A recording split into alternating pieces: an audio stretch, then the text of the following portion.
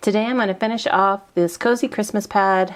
It's from Love from Lizzie to make 13 more cards in addition to the rest of the cards I've made with it this month. And I'll be using some of my no scrap sketch sets to use up whatever is left. Hey, it's Beth. Welcome. Today is Smash Those Small Pads. This is the collaboration that I do along with Sarah, who is Crafting and Relaxing here on YouTube, and Kathy, who is Stampin' Cat on Instagram. And each month we pull out a paper pad smaller than 12 by 12, any size smaller than 12 by 12, and work on using it up. I'm taking what's left of this Love from Lizzie Cozy Christmas 6x6 pad and am going to be finishing it off today. These are the papers I have left. I'm going to be pulling in some of my sketch sets for 6x6 papers to finish them off and make some cards. And at the end, I will show you the finished cards I made today, as well as all of the other cards that I have made throughout this month using this cozy Christmas pad. So let's get to card making. I'm going to start off by taking the more solid pieces that I have left and cutting them down into card mats. And then I showed you that I pulled out sketch set number 1 and sketch set number 10. Number 10 uses 2 sheets of 6x6 pattern paper to make 4 cards, and then sketch set 1 is flexible. For every sheet of pattern paper you use, you get 1 card, and so this is a good one just to kind of finish off like with whatever pieces I have left and some scraps. So I also have some cardstock or specialty paper scraps at the top of my desk, which is just at kind of off the top of the screen here. And I am cutting those down into card mats as well, just to kind of get myself ready to assemble.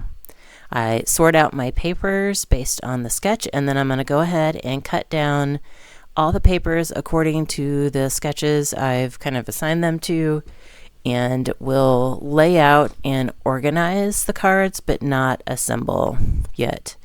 So I'll do both sketch sets this way, and then I will also kind of plan out my scrap cards with the scraps that I have left, and just kind of have everything ready to go, but not assembled. I realized that on sketch set 1 here that I had those 2-inch strips left from the more solid pieces that I cut down, that I can kind of mix and match some of those solid card mats with solid pieces with the patterns that I cut and get even more cards. So one reason I like to kind of pre-plan before I assemble. So that is my process.